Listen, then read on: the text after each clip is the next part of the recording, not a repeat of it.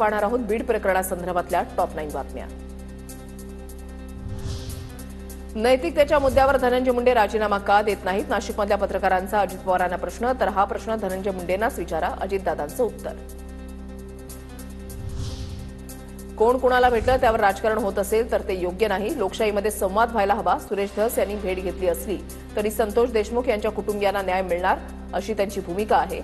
मुख्यमंत्री फडणवीस यांची मुंडे धस भेटीवर पहिली प्रतिक्रिया।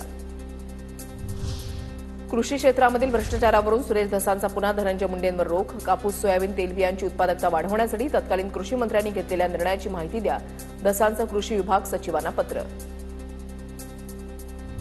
आमदार संदीप क्षीरसागरांच्या भेटीवरील प्रश्नावर अजितदादा संतापले। बीडमधील पाणी प्रश्नासंदर्भात क्षीरसागरांनी भेट घेतली, अजितदादांची माहिती।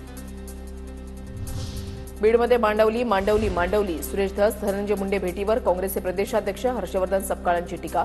राष्ट्रवादीचं महत्त्व कमी करण्याची धसांना सूचना असल्याचा आरोप।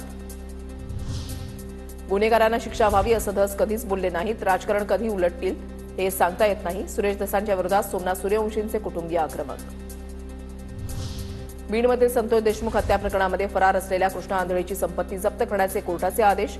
सीआयडीनं केलेल्या अर्जानंतर बीड कोर्टाचे आदेश। कृष्णा आंधळेचा पाठीराखा कोण हे सर्वांना माहिती, पाठीराख्यांकडून कृष्णा आंधळेला अभय, धनंजय देशमुखांची प्रतिक्रिया।